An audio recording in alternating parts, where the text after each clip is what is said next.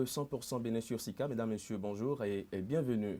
Il était attendu pour être une véritable boussole de la gouvernance sous le président Patrice Talon. Le programme d'action du gouvernement, ce plan ambitieux de 299 projets estimés à 9 036 milliards de francs CFA d'investissement, est devenu depuis un centre d'intérêt de la politique au Bénin.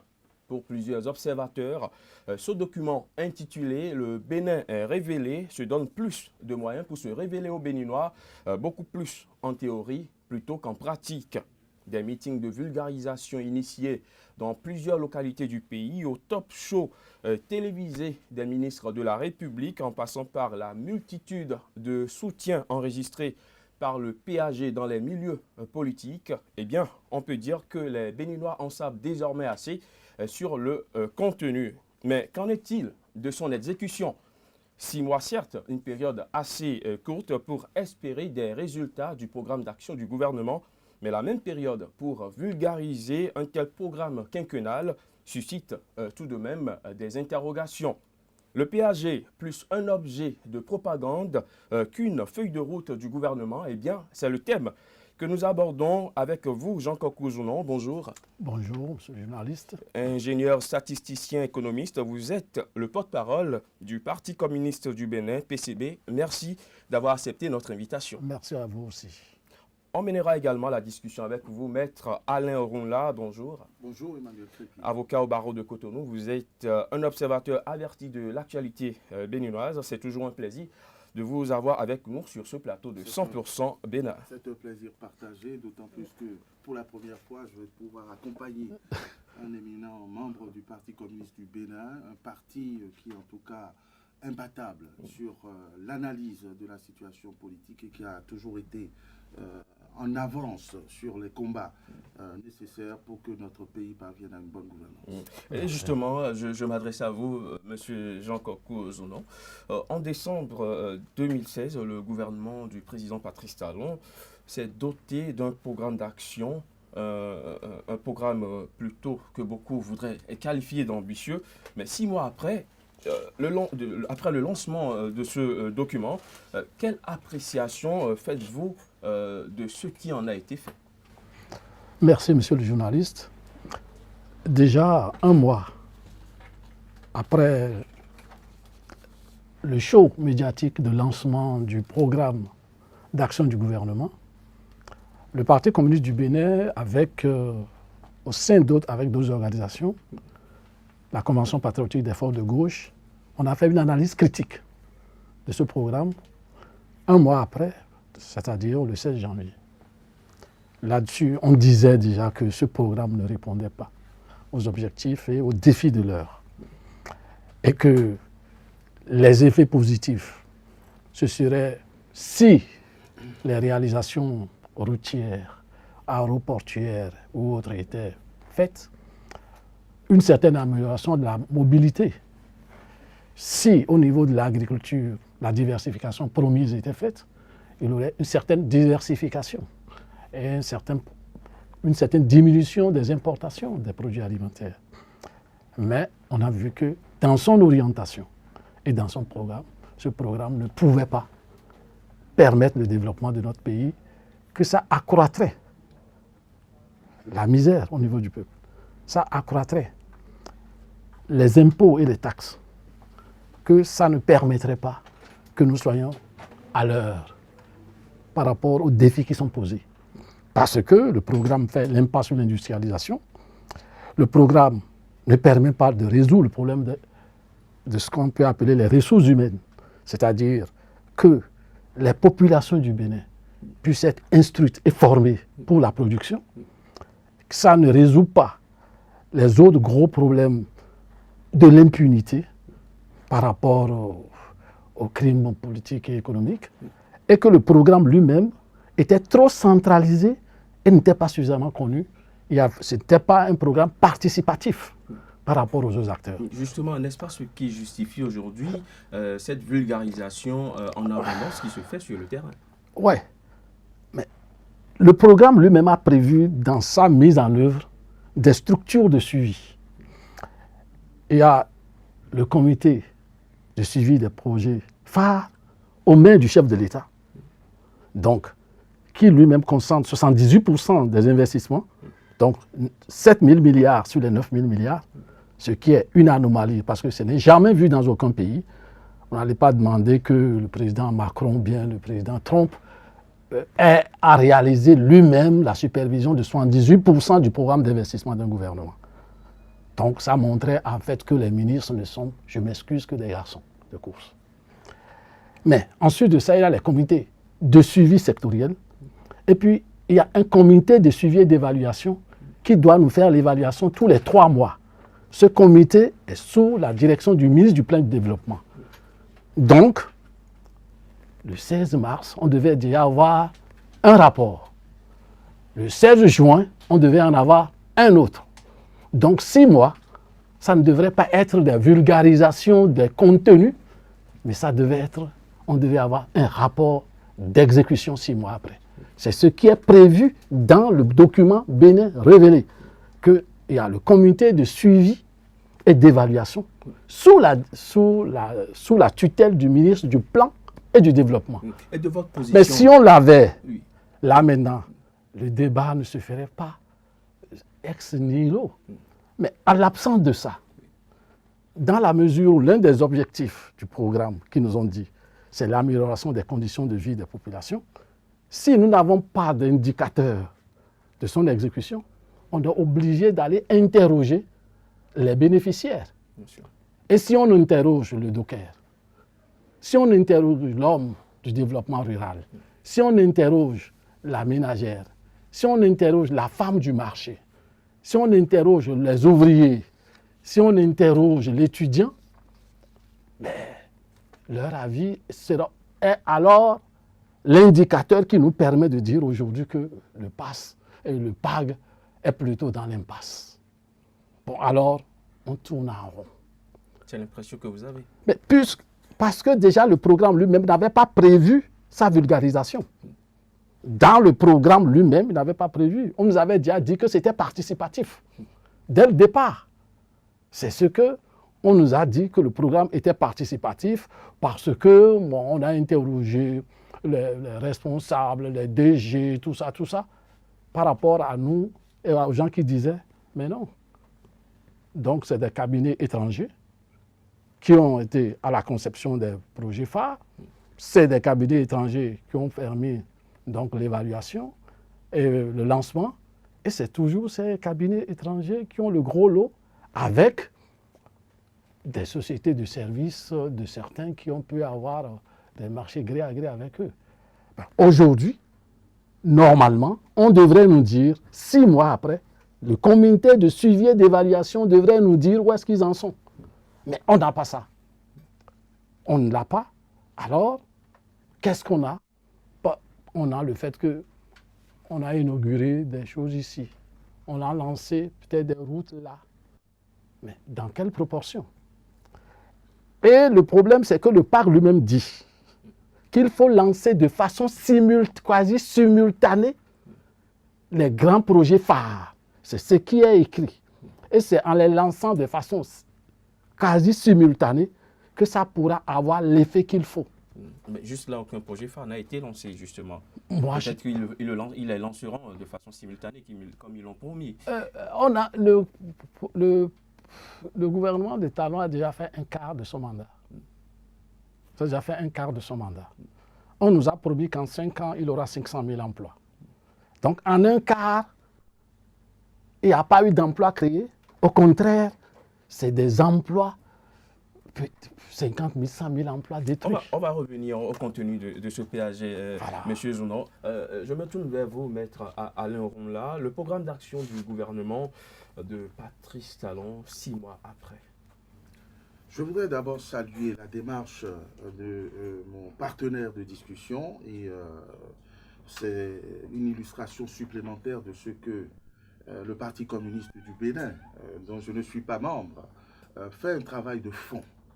Et la démarche de mon interlocuteur démontre que le programme d'action du gouvernement a été lu, étudié, examiné avec des critiques certainement pertinentes puisque après, c'est une question d'orientation politique, d'orientation économique. Je vous avoue que moi, je me suis contenté de lire le document afin que nul ne l'ignore, parce que, en tant que juriste, notre démarche, elle est double. Il y a le bien ou le mal fondé du programme, c'est-à-dire de ce que l'on prétend concevoir, mais avant ça, il y a le problème de la recevabilité. Et la recevabilité, dans le cas d'espèce, c'est la crédibilité du programme d'action du gouvernement qui a peiné d'abord à être élaboré, puisque tous les diagnostics avaient été faits, étaient considérés comme sûrs dans le projet de société du candidat Patrice Talon, donc de sorte qu'il n'y avait pas de raison qu'on attende 1 an avant de révéler le Bénin, mais qu'il y a un vice rédhibitoire, celui du financement. Parce que vous pouvez faire tous les plans, les meilleurs plans au monde, quand vous n'avez pas convaincu sur la manière de financer ce programme, vous n'avez rien fait. Et dans le cas d'espèce, on nous a parlé d'un programme très ambitieux de 9 000 milliards et quelques sur 5 ans, soit grosso modo 1 milliard, 1000 milliards et demi ou 2 milliards, 2000 milliards par an, mais qui repose à 71% Sur le secteur privé. sur des financements extérieurs. Le secteur privé, c'est déguisé, parce que je ne vois pas quelle entreprise au Bénin ou par quel mécanisme on peut mobiliser 1000 milliards. Donc, c'est un programme qui repose essentiellement sur des concours extérieurs que l'on peine à mobiliser. Donc, un programme qui repose sur l'aide extérieure ou même l'apport de partenaires privés, puisque c'est ce qu'on est en train de privilégier, est un programme virtuel. Parlons déjà de ce qu'ils en ont fait en 6 mois.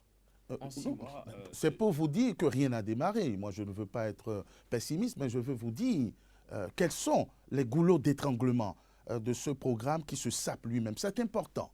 Donc, quand vous lisez que le concours de l'État béninois est inférieur à 30%, vous comprenez que c'est un projet, certes ambitieux, mais quasi virtuel, pour ne pas dire utopique. Et c'est précisément le talon d'Achille de ce programme, puisque avant de le mettre en œuvre, il faut déjà mobiliser les ressources. Et c'est ça qui peine à se faire, et c'est ce qui explique aussi que le programme n'est pas démarré. Alors, vous me parlez de démarrage. C'est un programme quinquennal, donc sur 5 ans, 1 an et demi après la prise de pouvoir du président Talon, rien n'a démarré. Donc, c'est déjà faussé. Il faut espérer qu'en 3 ans et demi, on arrive à rattraper le temps perdu, le temps passé, à mobiliser des ressources dont je doute qu'elles seront au rendez-vous. C'est vous dire que, sans être un oiseau de mauvais augure, ou sans être un opposant, parce qu'on voit des opposants partout, ou des intoxicateurs partout, pour être réaliste, ces ambitions vont devoir être revues à la baisse et que, effectivement, si on arrive à mobiliser quelques ressources, eh bien, tous les grands chantiers annoncés pour le bonheur du peuple ne seront pas au rendez-vous. Je termine là-dessus en disant que quand bien même je présume nos dirigeants de bonne foi, la démarche de communication adoptée masque un aveu d'incapacité. Parce que ce programme a été lancé à coup de show médiatique où on a dépensé plusieurs milliards, je crois, chez les communicateurs. À quelle fin? Est-ce pour impressionner les investisseurs étrangers? Ils sont au courant de tout. Est-ce pour épater les Béninois? Peut-être. Et cette politique de vulgarisation, qui n'est pas utile de mon point de vue, parce que à qui on veut vendre le programme? Ceux qui savent lire ont déjà lu, et les populations qui n'ont pas été associées, puisque notre interlocuteur, M. Zouno, a parlé tout à l'heure, a dénoncé et a déploré le manque de participation des populations qui n'ont pas été associées. Alors, en quoi est-ce utile d'aller leur expliquer qu'il y aura l'aéroport de Glodjibé, des ponts de ceci et de cela? Parce que c'est eux qui doivent en bénéficier. Écoutez, ils n'ont pas été associés. Et s'ils avaient été associés, je doute fort qu'ils auraient privilégié la construction de l'aéroport de Glodjibé par rapport à des forages, par rapport à l'équipement de nos centres de santé. Donc, ceci est un aspect qui démontre qu'on est plus dans le sensationnel, la communication, la politique politicienne à la béninoise. Ce programme n'a plus, de mon point de vue, besoin d'être vulgarisé, il a besoin d'être mis en œuvre et donc ceci illustre parfaitement l'orientation du gouvernement qui décide de gouverner par la ruse et la rage.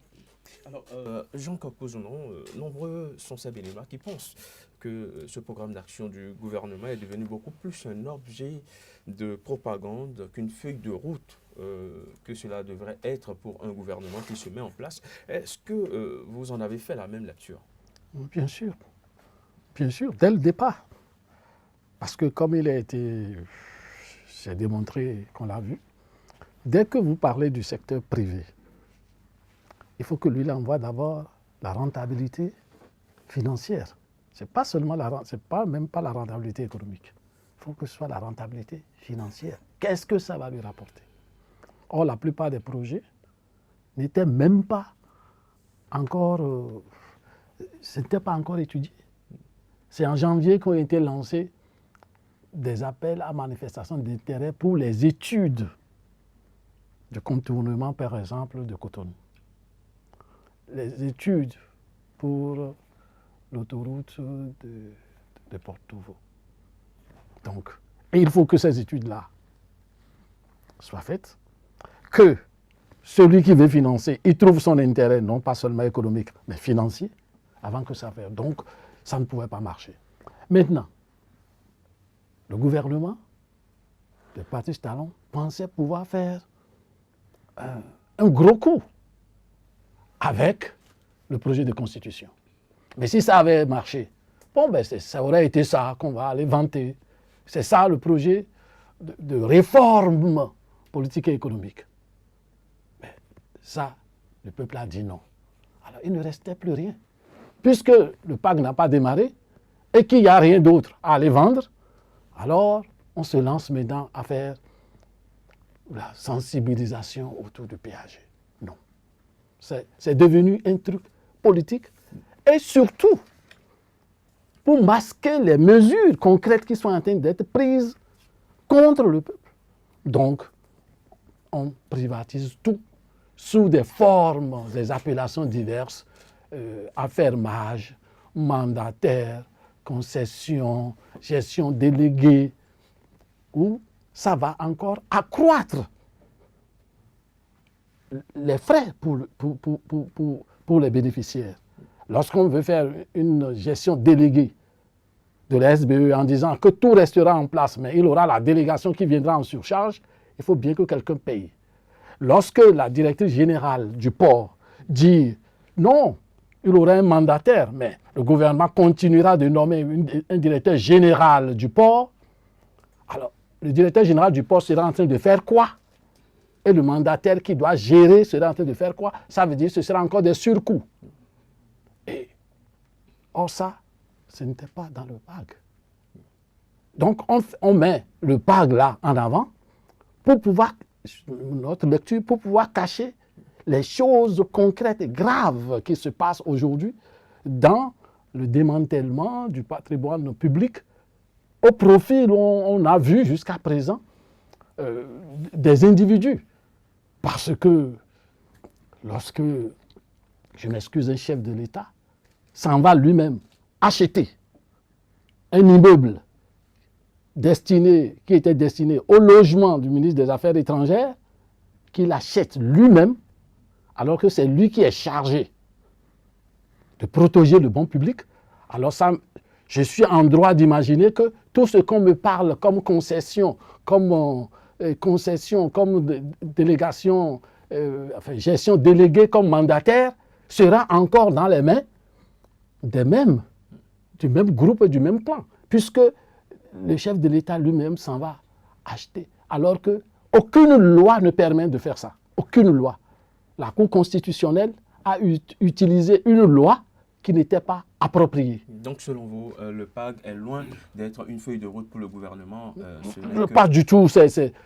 Aujourd'hui, c'est comme dans l'impossibilité de l'appliquer, dans l'incapacité de l'appliquer, son caractère, je peux dire, fallacieux ou bien utopiste étant clair, on veut en faire maintenant un objet de truc politique parce que la politique réelle du pouvoir est rejetée.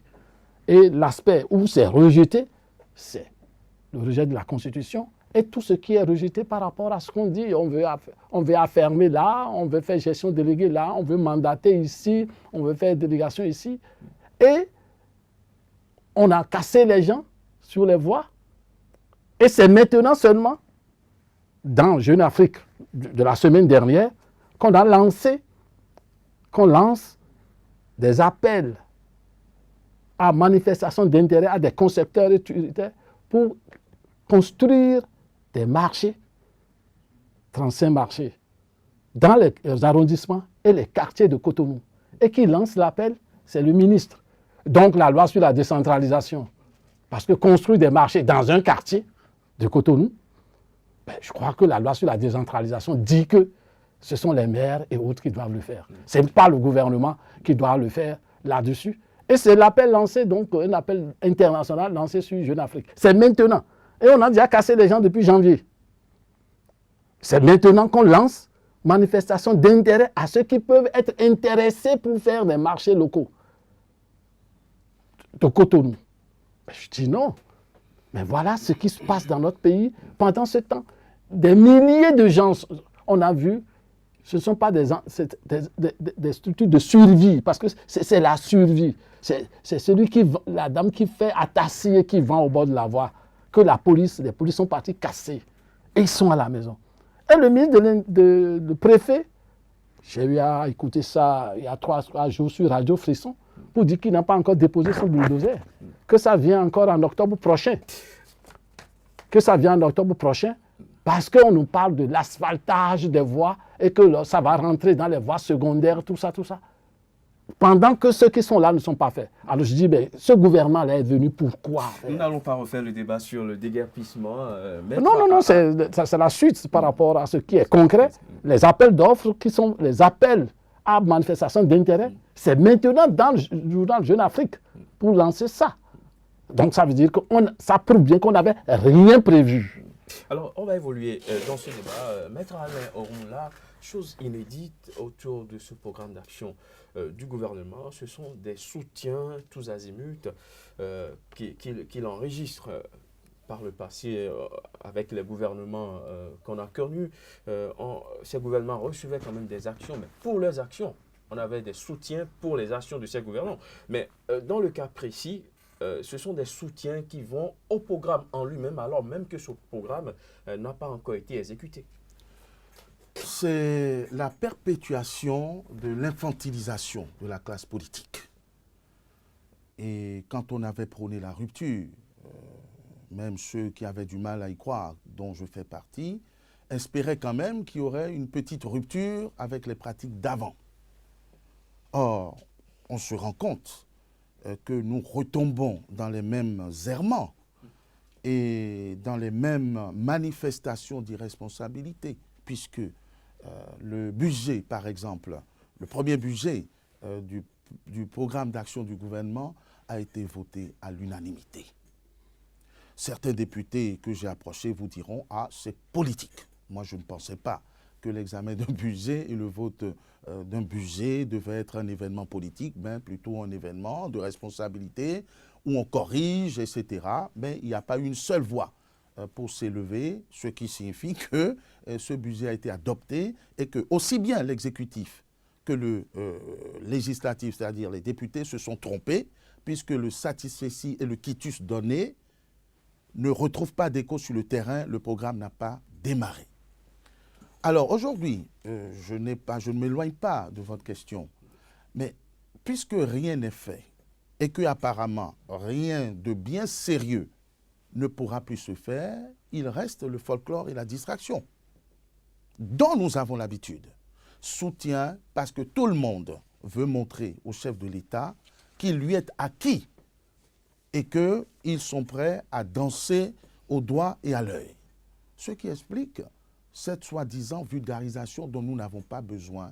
Parce que si on est responsable, si on est percutant, on se bat pour exécuter, au moins pour partie, son programme, mais on n'encourage pas les gens à organiser des meetings de soutien qu'on a refusés au départ, à aller expliquer aux villageois qui n'a même pas 1000 francs par jour, qu'il aura bientôt un énième aéroport, etc., etc.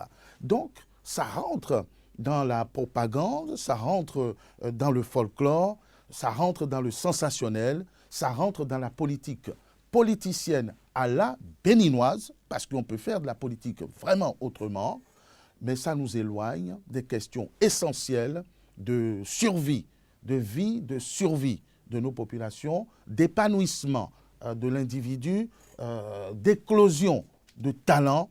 Le Bénin, malheureusement, se révèle par les aspects folkloriques et infantiles dans lesquels certains gouvernements d'avant les ont plongés. Et ça, c'est vraiment désolant. Moi, je suis pour que les choses avancent et que pour qu'elles avancent, il y a quand même de l'intelligence dans ce pays. Écoutez, moi, je ne cache pas ma sympathie pour le Parti communiste qui, manifestement, depuis très longtemps, est le seul parti qui démontre une analyse et des propositions concrètes. Non, mais sérieusement, il faut qu'on se le dise. Et donc, comment peut-on gouverner dans un pays sans écouter ceux qui se penchent, ceux qui travaillent, qui font des propositions qui peuvent être discutées, contestées par endroits, mais qui font un travail sérieux. Au lieu de cela, on est dans la politicaillerie, il faut soutenir, sinon tu seras dégommé, il faut montrer au chef de l'État qu'on est avec lui pour espérer un Marocain ou un poste de DG. On est dans cette course effrénée qui enfonce notre pays. Alors, Jean Kakou-Zonon, parlons justement de ces meetings de vulgarisation initiés ça et là autour du PAG dans plusieurs localités du pays.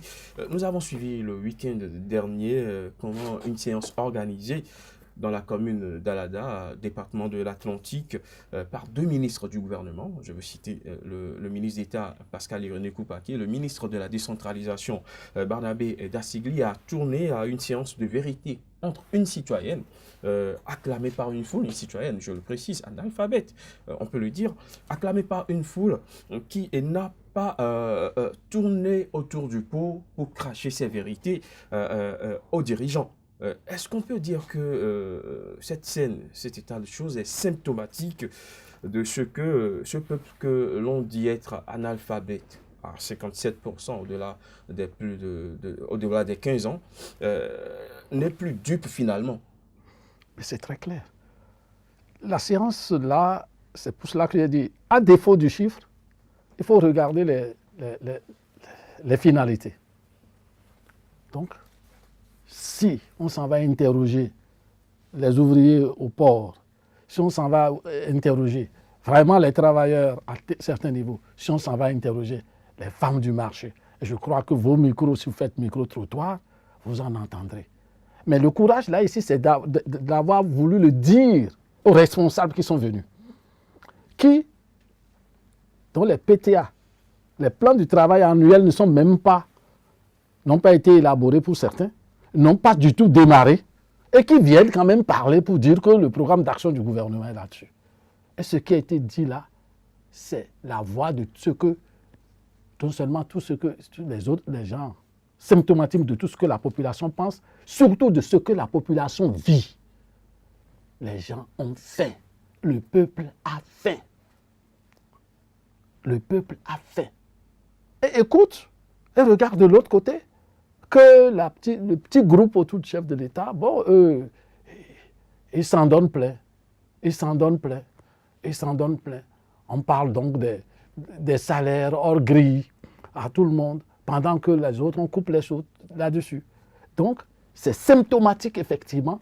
Ça montre la gravité de la situation. Et ça montre, je pense de l'autre côté, l'irresponsabilité de ce pouvoir. Parce que depuis décembre, le chef de l'État dit « Attendez 1 an, attendez 2 ans, attendez 1 an, attendez 2 ans. » Pendant ce temps, eux, autour là, eux n'attendent rien. Eux n'attendent pas. Eux n'attendent pas. Ils cassent, ils déguerpissent, ils ramassent, ils prennent tout pour eux. Pendant ce temps, vous dites aux autres, attendez, et pendant ce temps, vous augmentez les difficultés aux populations. Vous augmentez les difficultés aux populations. Donc, c'est ce ras-le-bol qui a été dit, et c'est symptomatique effectivement de ce qui se passe dans le pays. Donc, vous voyez des gros secteurs comme les gens du port n'ont jamais pensé faire grève. Maintenant, ils disent, bon, est-ce que ça va le faire là-dessus? Mais on ne peut pas venir leur dire du jour au lendemain. On ne peut pas continuer. Parce que tout le monde voit, si on privatise le CNHU, mais tout le monde voit que les frais vont augmenter. C'est symptomatique de ce qui se passe. Et ça montre l'irresponsabilité de ce gouvernement-ci. Sur beaucoup de questions où l'infantilisation du peuple s'en va jusqu'à ce que l'on pense qu'il ne faut même pas l'informer des choses qui sont importantes. Il y a un débat absurde sur, par exemple, une absence prolongée d'un chef d'État. C'est un débat absurde, par exemple. Et on fait ce débat-là parce que l'on prend le peuple pour rien, quoi. C'est le mépris. Et c'est la réaction à ce mépris-là qui est ce qui a été fait par donc, ces dames-là de là-bas et que je salue et que je pense que c'est ce qu'il faut. C'est ce qu'il faut. Il faut pouvoir dire à ces responsables-là que ce n'est pas bien. C'est ce que le Parti communiste, lui, a toujours le courage de dire. Il dit, ce n'est pas bien, ça ne va pas. Voici ce que ça va. C'est la voix des sans-voix, nous le disons. Parce que nous, dans notre programme, on a dit, même le jour où on sera au pouvoir, il faut élire et pouvoir destituer les responsables par les travailleurs. Donc, ce n'est pas le ministre dont tu dépends. Tu dépends de l'appréciation que fait de ta gestion les travailleurs. C'est pour cela que nous sommes battus pour que ça ait lieu à l'université et que nous pensons que ça devrait se généraliser partout pour que ce ne soit pas comme c'est vu là maintenant. Si je dis que je ne suis pas, si je dis que ce n'est pas bien, on risque de m'enlever. Si je dis que ce n'est pas bien, il faut d'autres formes de gouvernance dans le pays où le gestionnaire sait qu'il sera apprécié par sa compétence, il sera apprécié par sa probité, il sera apprécié par son patriotisme, son dévouement au niveau du peuple, et le peuple sait bien le reconnaître aux gens. Le peuple voit que ces gens-là ne sont pas du tout dévoués. La dame-là voit que M. Pascal Irénée Koupaki n'est pas dévoué à sa cause. Et c'est pour cela que lorsqu'il vient en plus de ça, vouloir lui mentir, elle sort de son gond et lui dit non. Ce que tu nous dis, ce n'est pas ça. Alors, Maître Alain Ronla, je ne vais pas parler d'une humiliation, je vais parler d'une citoyenne qui tient tête aux autorités pour leur dire la vérité, yeux dans les yeux. Oh, il paraît que c'est de l'intoxication. Il paraît que c'est de l'intoxication. Si la scène a vraiment eu lieu, je ne dirais même pas que c'est quelqu'un qui tient tête, mais c'est le cri du cœur. C'est un rejet viscéral de la situation de misère qui sévit. Et on parle du peuple qui est humilié, qui n'est pas respecté, qui est bafoué, dont les intérêts ne sont pas servis. Je suis pour le peuple. Je suis dans le peuple. Mais je fais partie de ce qu'on appelle l'élite, comme vous, comme beaucoup de cadres qui sont méprisés et dont on pense qu'ils n'ont pas un niveau intellectuel qui permette de démasquer ces petits trucs-là. Alors, c'est sûr que quand certains membres du gouvernement organisent leur show et sont démentis, sont désavoués, la technique à laquelle on nous habitue, c'est de dire c'est les opposants qui montent. Le peuple n'a pas faim. Le peuple n'est pas dans la misère. C'est vous qui intoxiquez parce que vous avez échoué, etc., etc.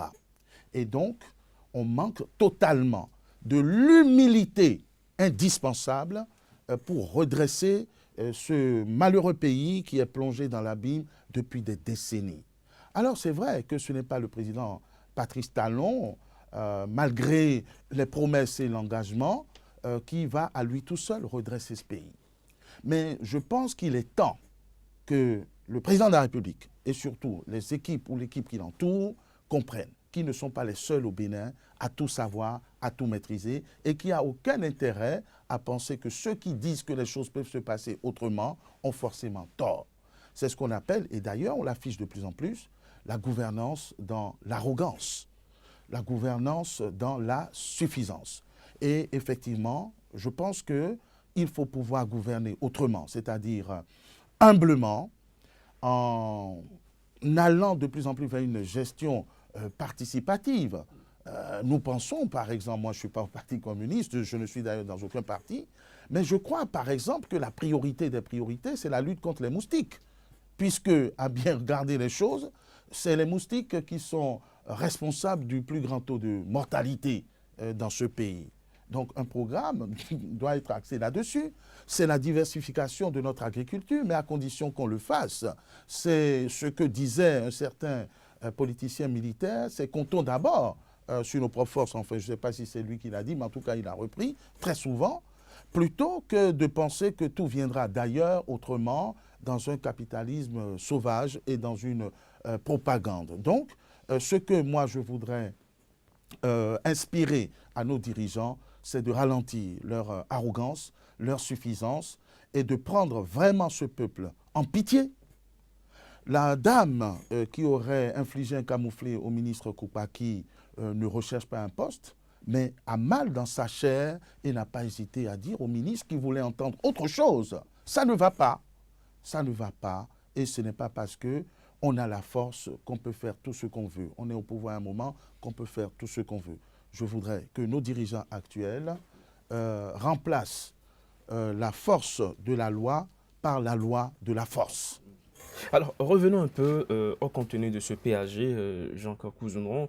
À travers une analyse du document de votre parti, le PCB, que le PCB avait rendu public juste après le lancement, vous avez estimé que le programme ne répond pas forcément aux exigences et aux aspirations du peuple. Et selon vous, il ne serait pas à la hauteur des défis de progrès du moment. Sur quel facteur fondez-vous de telles positions du côté du Parti communiste du Bénin? Je crois que la critique a été faite. Je vais revenir seulement sur ce point-là pour continuer.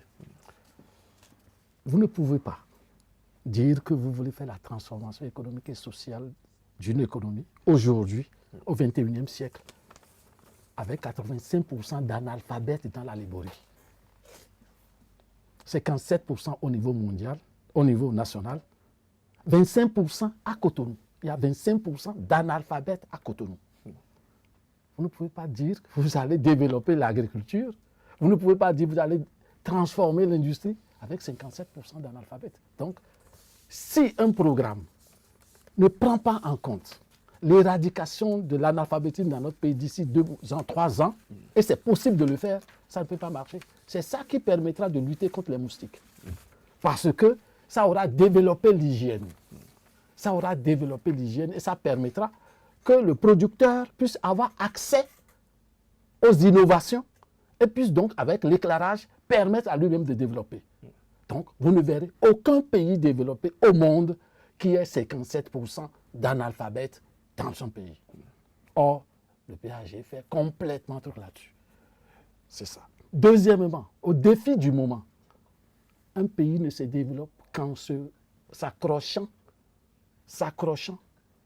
à la locomotive de pointe dans le monde, même si c'est au wagon le dernier wagon.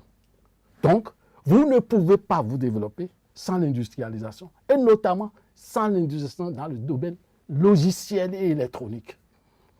La preuve que les gens aiment ça dans notre pays, le dernier recensement de la population montre que 80% des ménages au Bénin ont chacun un téléphone portable. Ça veut dire que même les analphabètes ont un téléphone portable, mais ils ne peuvent pas envoyer de SMS, ils ne savent pas lire ni écrire. Donc sur cette base, on peut commencer à créer une industrie, même si c'est seulement de maintenance ou de fabrication, d'agencement des appareils électroniques dans d'autres pays. Et on n'a pas besoin nécessairement d'avoir beaucoup de trucs là-dessus. Donc, le défi du moment, c'est qui est dans le génie logiciel. Et la Russie montre, par exemple, qu'elle a rattrapé ses retards lorsqu'on l'accuse de pouvoir rentrer dans les réseaux des États-Unis. Donc, la Russie peut rentrer maintenant dans les réseaux. Ça veut dire que voilà là où on en est. Si vous n'avez pas ça, mais on détruit vos trucs tous les jours. Alors, selon vous, sans l'industrialisation, pas de développement? Dites-moi, est-ce qu'il y a un pays développé sans industrie? Cela veut dire qu'on va continuer au-delà des 5 ans par exporter continuer d'exporter exporter le coton. On a le pétrole, on va l'exporter. On a l'uranium, on va l'exporter. Mais on sera aux matières premières, avec les conséquences que ça a. On voit, par exemple, ceux qui ont basé leur truc uniquement sur l'exportation du pétrole, sur l'exportation de ceci, sur l'exportation de cela. On voit dans quelle misère, dans quel trou ça les a amenés. Au-delà de ça, il y a le problème, donc, effectivement, de la gouvernance. Avant les élections, le Parti communiste présidentiel, le Parti communiste, avec d'autres, ont dit il faut que revoir les bases de notre pays, les bases de notre savoir-vivre. Et nous avons proposé des états généraux du peuple. Les gens disent c'est distraction. Mais aujourd'hui, encore plus que jamais, il faudrait que le pays se rassoie. Il faut des assises nationales pour qu'on revoie les bases. Cet objectif est de plus en plus accepté par beaucoup de gens et le Front pour le sursaut patriotique, dans son objectif qui s'est créé avec d'autres organisations politiques aujourd'hui et d'autres personnalités, propose qu'il est temps qu'il y ait une assise nationale, qu'il y ait des états généraux du peuple pour revoir les bases de notre gouvernance parce qu'il fait honte d'entendre du sein de l'Assemblée nationale des députés qui disent le président de la République nous a corrompus pour que nous puissions adopter une constitution. Vous imaginez, dans le monde, c'est du sein de l'Assemblée nationale, donc une Assemblée nationale corrompue, ça veut dire que les lois qu'elle prend n'ont plus de légitimité. Alors, il faudrait que l'on se rasseye. Voilà ce que nous proposons. Alors Jean Kokouzouno, nous avons vraiment envie de vous laisser développer mieux que vous le faites déjà, mais là nous sommes presque à la fin de cette émission. Maître Alain Ronla, si vous devez conclure cette émission. Dialogue, écoute, humilité, de tous les côtés. Nul n'a le monopole de l'intelligence et de la ruse. Et la cause du Bénin, la cause des Béninois, mérite que l'on s'y penche avec humilité et courage. Et c'est à cela que j'invite tous les leaders politiques, tous les responsables à tout niveau de ce pays, qu'on ramène l'humilité et la sagesse au cœur du débat. Merci à vous d'être passé sur le plateau de cette émission. Jean Kokouzouno, ingénieur statisticien, économiste, premier porte-parole du Parti communiste du Bénin, PCB, maître Alain Ronla, avocat au barreau de Cotonou et analyste politique. Merci à vous d'être passé avec vos différentes opinions. Mesdames, Messieurs, ce sera tout pour aujourd'hui. Ravi une fois encore d'avoir été en votre compagnie. Très bonne suite des programmes sur SICA.